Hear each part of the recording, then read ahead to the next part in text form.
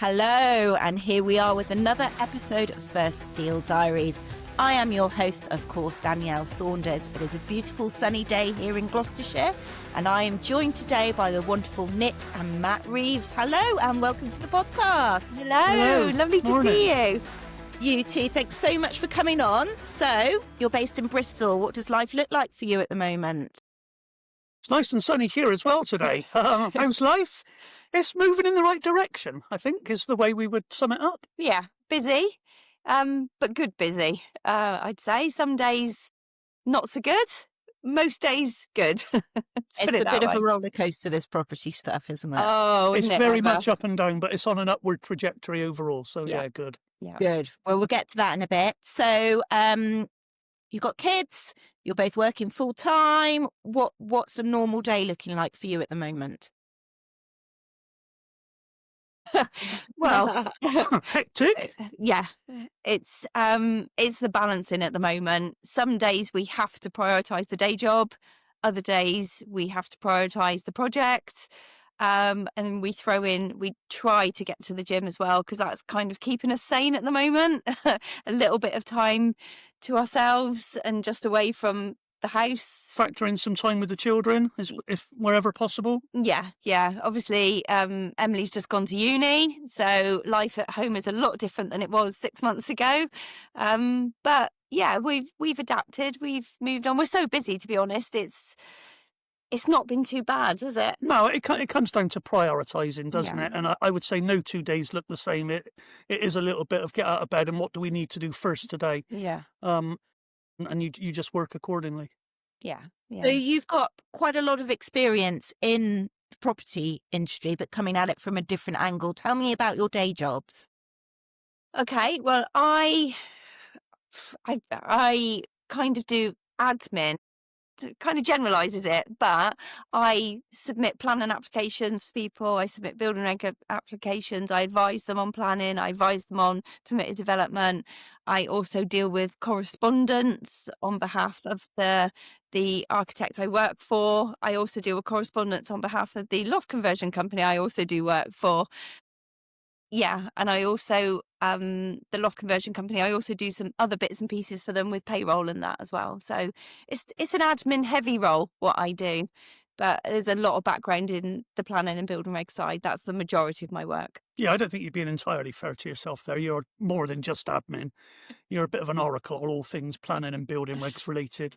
Well, And you apply that to your day job and to what we do together as well. yeah. For my part, I'm out visiting clients, discussing loft conversions, extensions, sometimes new builds, increasingly with other property developers. So turning, for example, a 3-bed house into a 6-bed HMO.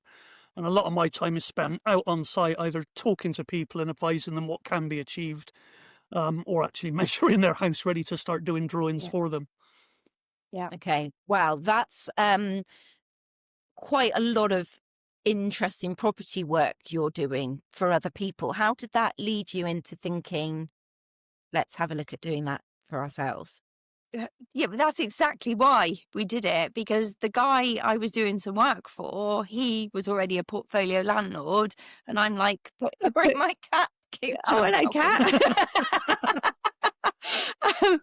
And he was like, I'm putting applications for him or putting stuff in for him, and I'm thinking, hang on a minute, I've got this knowledge. Why on earth aren't we doing something for ourselves?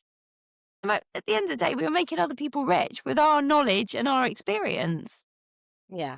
To me, that's why I thought, maybe this is a route we should be going down. I think the same for me. Is I'd be designing loft conversions for landlords, and we'd be chatting away, and they say, "Oh yeah, this is going to create an extra 2 bedrooms, and it's going to create so much extra passive income." And you just look at it and you think, "Well, I know how to do this, so why are we doing it for other people? We should now be doing it for ourselves." So what year did you start thinking we need to get educated? We need to look into this? Probably about COVID time. Yeah, Matt came to it before I did. He's always been interested in property and property development. I not so much. So it was about COVID time, and he signed up for a training course with a provider based up in Peterborough. Everybody knows who that is. And then COVID hit. And the problem was, being self-employed, we had no money coming in, and we were like, oh my God, let's try and get the money back from what we paid. And for whatever reason, we couldn't. So after COVID happened, he went and did the course immediately. But they said, oh, you can do it online. And he went, no, I'm doing it in the room or not at all, kind of thing. Because yes, virtual has its place, but you can get so much more. And you get that networking, which you never get virtually the same, do you? So you went and did kept that network going, Nic? Are you still in, sorry, Matt, are you still in touch with all Progressive. those people? Yeah. Well, I've kind of signed up for a legacy thing, so I'm a lifetime member with Progressive. So I've got, full-time access to the network that I've established, and access to the training courses for the rest of my life if I want to do it. So I find it very, very helpful. Yeah, definitely. Excellent. But I think going back to your question, Danielle, I think for both of us, turning 50 was a little bit of a significant milestone in your life, and you look at where you are and where you're going and what the future looks like. We realise that neither of us have much in the way of pension planning. We look around and see that it's going to be very, very difficult for our kids to get on the property ladder without some help. And I think we just realised at that time, maybe me slightly ahead of Nicola, that we needed to do something over and above just the day jobs. So that was what properly first interested us in getting an education and making a start in property. Although, as Nic says, I've always been interested in it, just never done anything about it. What training have you done, Nic? I did some we both did some at Progressive. Basically, Matt did his first, and then he actually did an assisted sale, and he did really quickly into his training, and then kind of sat back and went, oh, this is easy. And a few months passed, and he was listening to something online one day, and I said to him, what's that you're listening to? And he was saying, oh, this, that, and the other. And I went, well, all that this guy's talking about, have you got access to all this? And he went, yeah. And I went, have you ever done anything with it? And he went, no. And I went, right. I said, I'm coming up. I want to see what this is all about. So we went on a 3-day, whatever it was, we went on a training course, and then we signed up together.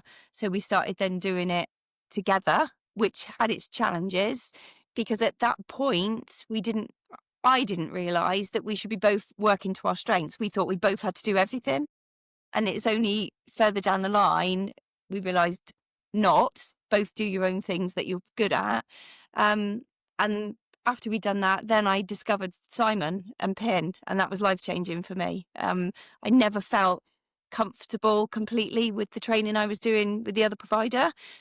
Nothing wrong with the training, don't get me wrong. However, I didn't quite sit comfortably with the people I was with. I felt a little bit out of my comfort zone. Found Simon online. I don't know how I even discovered him, started listening to him and thought, oh, this is somebody who resonates with me. This is somebody I need to do some training with. And that was it. That was it. I applied for the scholarship for the mastermind, got a runners-up prize to go to MMA, and we both went. And it was honestly life-changing, wasn't it? Yeah. MMA. It was completely life-changing for us, because we were like, we can do things ethically. We can do things. It's not all about profit. It's not all about driving a Ferrari. It's not. And it was so eye-opening. And then, and I think your 2 children coming into their late teens has been a big driving force for creating that ethical outcome for property, hasn't it? Oh, absolutely. Everything we do is with them in mind, I think. Yeah, totally. And, and if properties we create and going forward, the ones we will create, if we're not happy for them to live there, we're not happy for anybody's kids to live there, kids, parents, whatever. And we feel really strongly about that. If we go on a viewing and it's a horrible place, I get quite upset. I'm thinking somebody's living here. Do you know what I mean? Especially viewing HMOs. That's because I'm old and emotional, but and that is probably our core. It's our core value, isn't it? That's our core value. Is it we judge everything by whether or not we'd be happy for our kids to live there? Yeah. And everything we do pretty much is driven by a desire to sort them out and help them out. Yeah. So going back to the training, Simon just resonated with me. We did MMA, and then I signed up for Mastermind, and Mastermind changed my life. The person I was at the start of Mastermind was not the person I was when I came out at the end of it. So I know, it's quite the personal development program as well, I think, isn't it?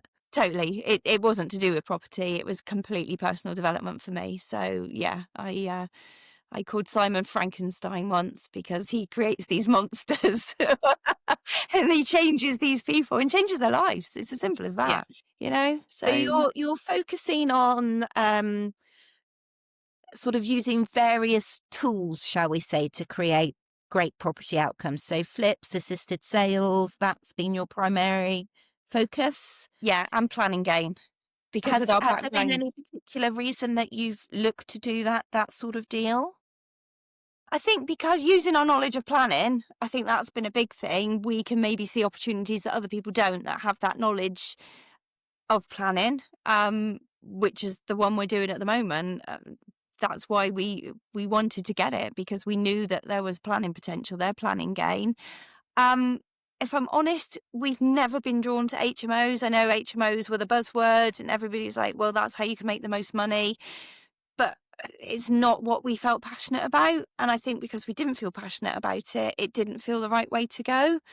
Our passion lies in trying to get people onto the housing ladder. Eventually, tenant buyers is how we want to go. That's what we feel really strongly about. So, That's really interesting.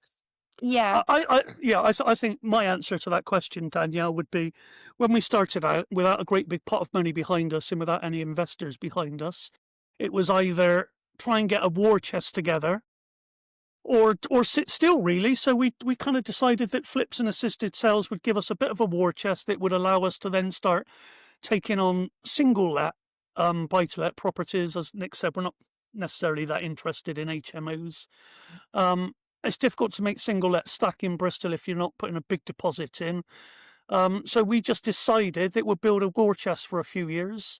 And once we've got a big chunk of money behind us, then that'll put us in a position to start buying smaller places that we'll buy and keep. And Yeah. we'll become landlords that way.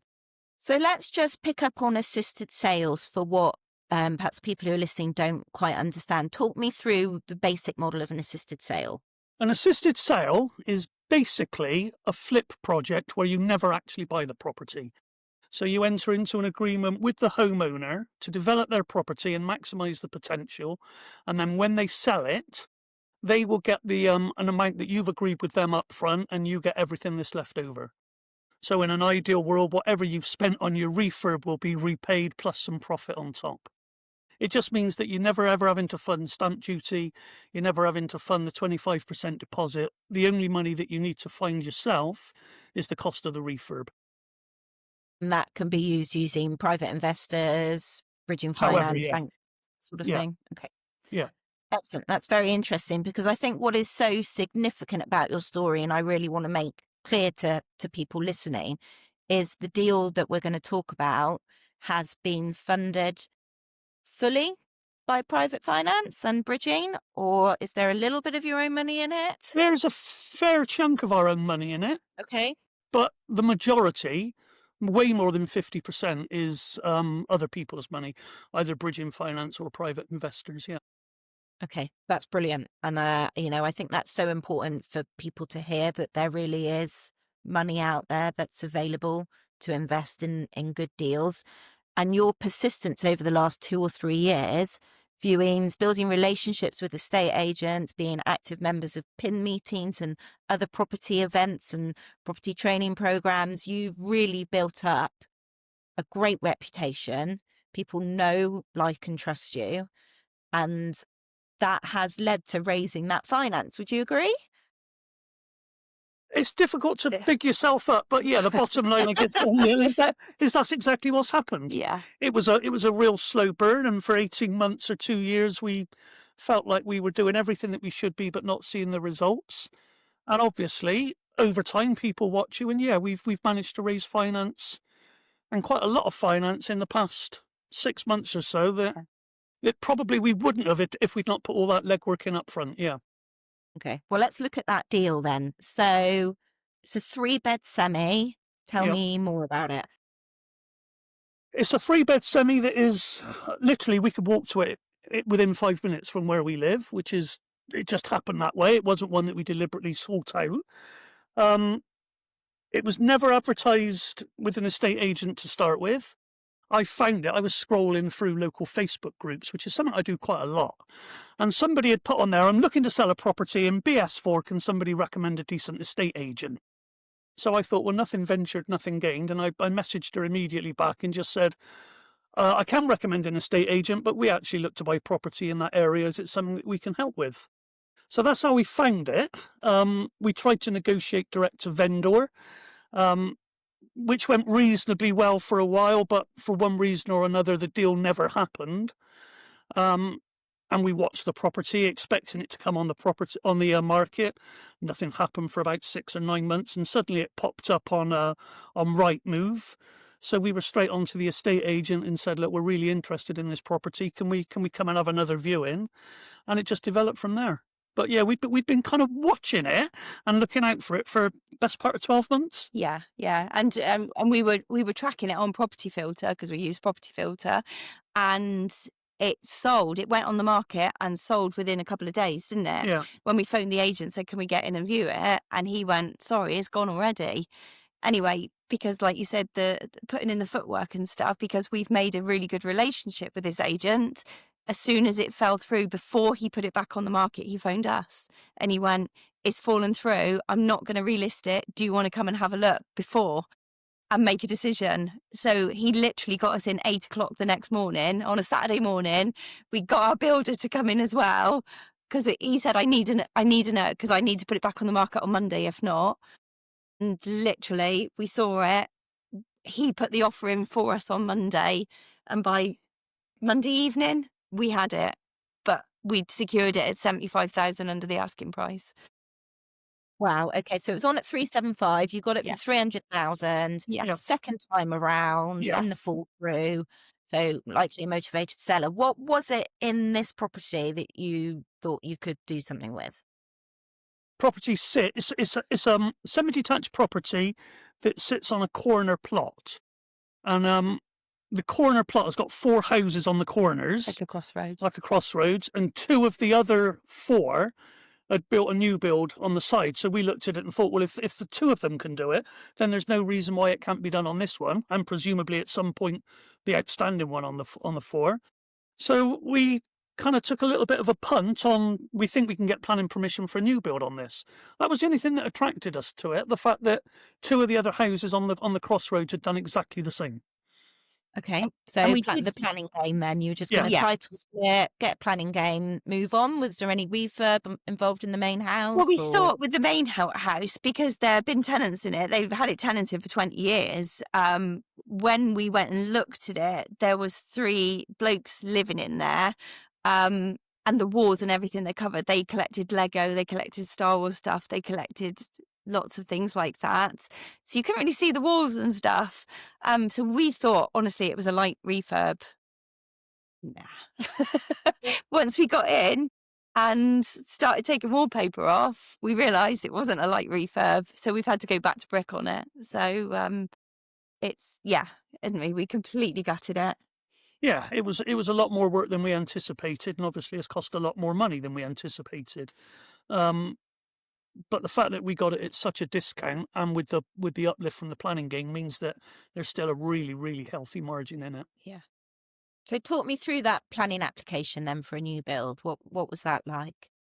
Well, to start with, we used a planning consultant to get his views on it. Again, back to your network. When I used to work for Bristol City Council, he was one of the planning officers at Bristol City Council, left to work for a consultancy. So I've always recommended him for anything. He's a really good guy. He knows his stuff inside out, back to front. So when we were first looking at this, I just dropped him an email and I said, "Can you give us a little bit of advice? I don't expect you to give it for free, but because I've recommended him so many times," he said, "Happy to help. Obviously, if you instruct me, different matter."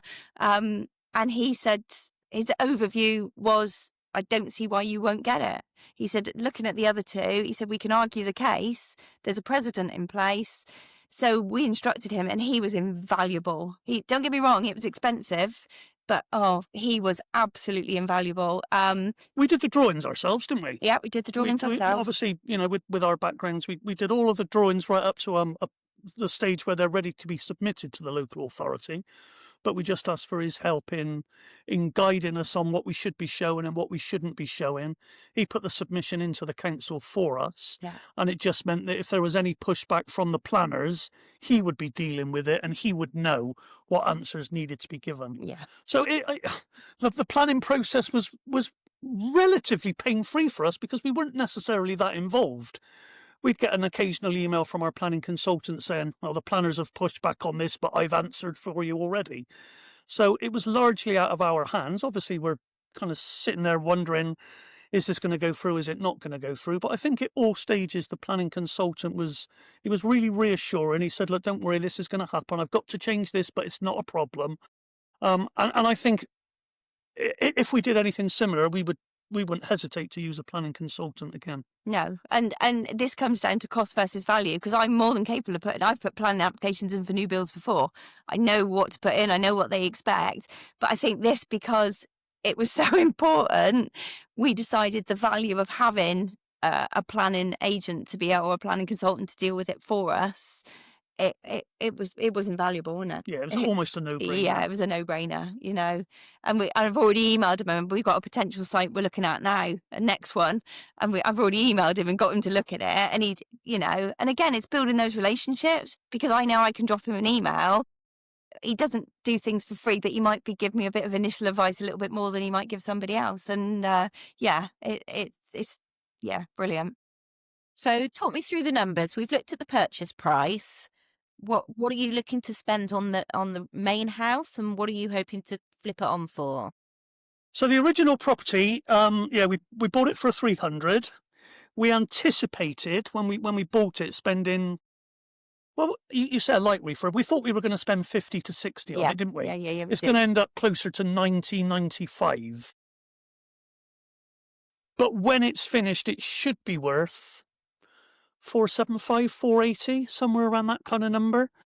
I mean, it could be as much as 500 if you get the right buyer, but equally in the current market, it might only be 450, 460. So we're working on a figure of around about 475, 480. Okay, and the planning gain?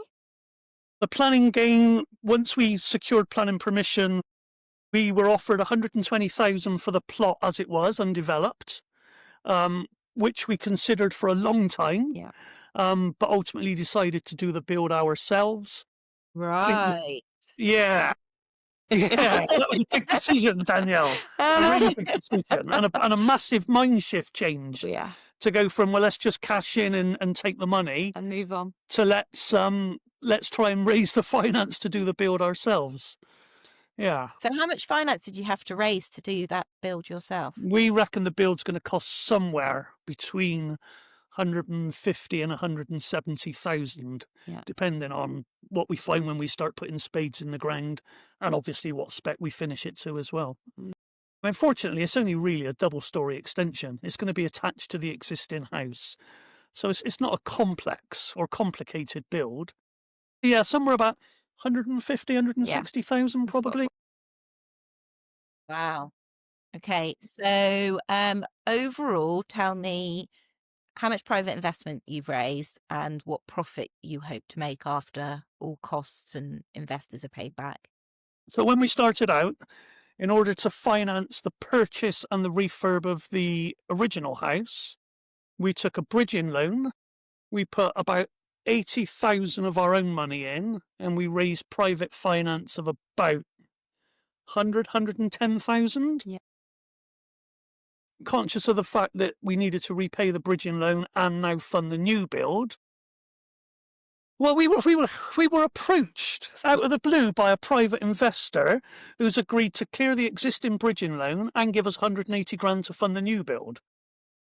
So I guess we could say that we've raised 360,000 during this phase of it, but prior to that, 100,000 in phase one.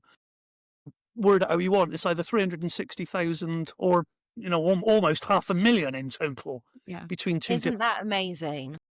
Yes, it is. Yeah, and we pinch ourselves at times that it's happened. Yeah. We really do. Yeah. So do you think that was just down to building those relationships, being vocal on social media, networking meetings? Is that, you know, it comes down to doing everything that you're told to do in training sessions. When people say to you, you need to be all over social media, you need to tell everybody what you're doing, you need to get that know, like, and trust out there, you need to network as often as possible. And you listen to people like Simon and the people up at Progressive who say to you, if you've got a good enough deal, the money will find you. And we've always thought, yeah, of course, yeah, it's easy enough for you to say. But it's proven to be the case because this investor contacted me completely out of the blue. Yeah. Yeah. Literally. Just been following us for a while. Yeah. Said I've kind of like what we do, like your story. Your deal looks as if it's a safe bet for us. And 360 grand Yeah. out of the blue. Well, I think it's very, very inspiring.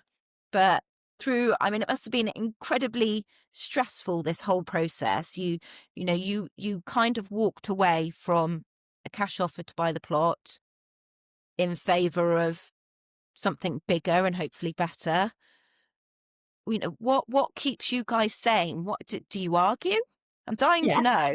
Do you know what? We don't really argue, but I'm going to be completely honest with you and everybody listening, is that when we have a little disagreement, I sulk a lot and I just go completely quiet. So we never, ever really argue. There's very rarely raised voices between us. I'd rather argue, but he's sulk. I just go off in the mood for 24 hours. Yeah, and I'd stay clear until I can talk to him again.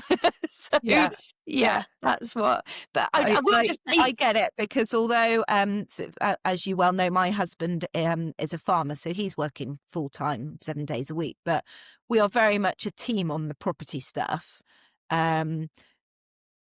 But I do consult a lot with him. He is the driving force behind a lot of what we do, the encouragement, the looking for deals and all of that kind of thing. But like you say, because I think we also have a shared goal, we are moving in the same direction. Ultimately, there's nothing big to argue about, and sometimes we just simply don't have time. You just got to move on, haven't you? You got to deal with the issue, the stress, and to be honest, it is normally on my part, it's the stress which causes that tension between us sometimes. Yeah. So you kind of have to find a way through, don't you? Yeah, totally. And you just have to sometimes kind of take a deep breath, pull up your big girl pants and go, do you know what? It's not worth getting even more stressed about this, because we are a team and we do everything together. We're more like Laurel and Hardy, to be fair. There we are. Anybody else? Is there anything you would have done differently looking back for this deal or during your whole journey? So I think for the whole journey, it is important that you try and differentiate between your personal life and your business life. Yeah. And the business life does tend to take over a little bit. Yeah. When you're so focused on a goal, this a year, 2 years, 3 years, 5 years ahead or whatever, and you're working towards that, it can take over everything. Yeah. And when I say I sulk, we don't really argue at all about work matters. It's the personal life that is affected. And I think if we could do things again, and, even from this point forward, I would love to be able to say that this is where we do our business life, but this is still our personal life. We've even talked about just stupid things like once we're upstairs in our bedroom, anything work related is off subject. You just do not discuss it. And we try and stick to that, but it doesn't happen, does it? No, invariably we end up saying, "Oh, did you see that email?" Or, there you go. Yeah. Did you see that email? Oh, we better get on with that in the morning. And you do, and you try not to, but it's really hard. And obviously, at home, we work from home, and we share an office at home as well. So we're back to back. I face one way, Matt faces the other way, but we're always there together. Do you know what I mean? And we're so involved with the design business together as well. It's not just the property business. So if he goes out and designs a loft, I'll put the certificate in for him or the planning application. And so there's so many different ways in which we're connected, and it is difficult. It is difficult to switch off, and we need to we're going to try and get away, even if it's just for a weekend, and switch our phones off and not talk to anybody about property, but invariably we do. So, do you know what I mean? Yeah, it's a curse and a blessing working with your life partner. It's a blessing in that you've got that support and you've got somebody to talk to, somebody who understands what's going on or what's going wrong. But it is a real curse when the professional side completely dominates life. Yeah. And that is what's really happened over the past 6 months, isn't it? Yeah. To a it larger is. extent. Yeah. It comes in phases, and then Yeah. you'll have a Yeah. lull period, and then Yeah. you'll Yeah. go again. Yeah, exactly. We'll do it again. Exactly. So I've got some great questions lined up for you in our quick fire round. Are you ready? Yeah, go on.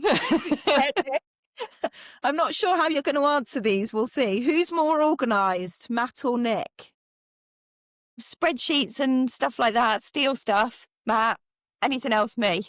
So it's a real 50-50 split on that Yeah, one, to yeah, be it fair. is, yeah. Yeah, it depends what it is. If you say to me, sorting out stuff on a spreadsheet and budgeting, him every day of the week. If it's organising viewings and stuff, me. So Very yeah, good. Planning application or Pinterest board? planning app. every time. One word to describe that first deal. Oh God, Yeah. overwhelming. Yeah, overwhelming. Yeah. Overwhelming. Yeah. Overwhelming. Okay. Your favourite coffee spot in Bristol for a deal chat? David Lloyd Gym for me. Yes, David Lloyd Gym for Oh. me as well. Yeah. Interesting. You might pick up Fantastic some coffee. investors there. You never know. Well, that's what we thought. The biggest strength you each bring to the business? Well, I'll tell you what, I'll do yours and you do mine. Yours is constant positivity. My glass is always half full. That is the being so organised with money, figures. Yeah, he's a king. He's a spreadsheet king, and I rely on him so much for that. And deal analysis and due diligence, that's all him. Whereas I'm just Well, positive. That makes the next question really easy. Notebook or spreadsheet? Notebook for me. Spreadsheets. What's your favourite part of a refurb? The end. No, for me, it's when you stop going backwards and you start going forwards. Yeah. Yes, I know what you mean. After the strip out's all done and you start putting the house back together. Yeah, it's so frustrating when every day it looks worse than it did the day before. Yeah. So when you I get to that totally get turning that. point and it starts looking better every day, that's the exciting part. Which is where we're at now, isn't it? Oh, well into that part. Well now, into aren't we? that, and Yeah. it's really exciting to go in and see this new house we've created, because it is basically a new house. So yeah. Hardest lesson learned so far?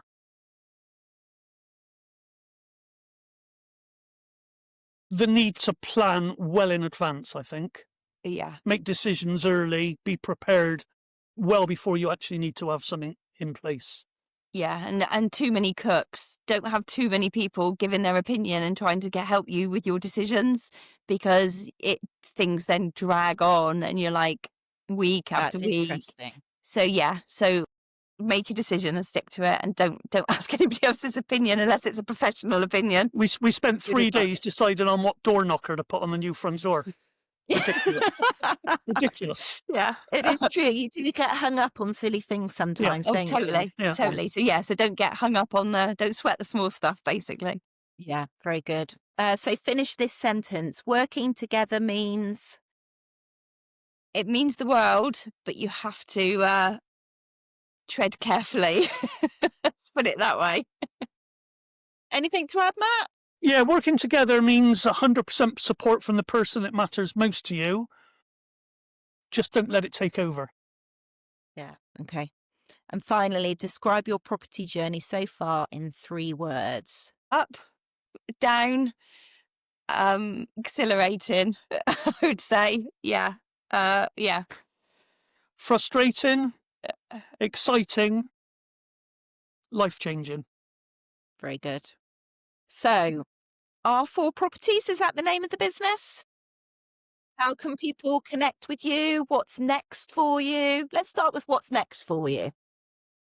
So Okay. what's next is more flips and assisted sales where possible, but certainly more flips, build the war chest, and then increasingly start looking to buy and hold as opposed to buy and sell. That said, we are actually in the middle of negotiating a PLO at the moment Yeah, with we are. with a retiring landlord. So we met him yesterday, and he's wow. really keen to find out what we can do. It's an unencumbered property. He also admitted that he has other properties that he wants to gradually get rid of. So we struck up a really good relationship with him yesterday, met him. So we are negotiating PLO at the moment with him. How did that connection come about? Landlord letter, wasn't it? Yeah, I wrote to him. There you go. I've been writing to, and to be fair, I've only been writing to landlords within our little area. I've kind of been focusing on them, focusing if they've got an existing license. He actually had the property on the market, and it fell through. And he just texted me and said, "I'm there tomorrow. Do you want to come and meet me?" So I went, yeah. So Matt had an appointment he was supposed to be at, so I pushed that back. We went and met the landlord, got on really well with him, didn't we? Yeah, to be fair, I went there expecting just to go and have a bit of a chat, but there to be nothing in it for us. And he indicated quite clearly that he was very open to the idea of a lease option. Yeah. So purchase lease option. So we're kind of keeping that crossed, but that's kind of in our pipeline at the moment, isn't it? Yeah, along with a few others. So yeah, that's the immediate future. Yeah. Wow. Well, I think your story is incredibly inspiring, and I think new starters and experienced investors as well will get a lot out of hearing your story. How can people get in touch with you? Both on Facebook, both on LinkedIn.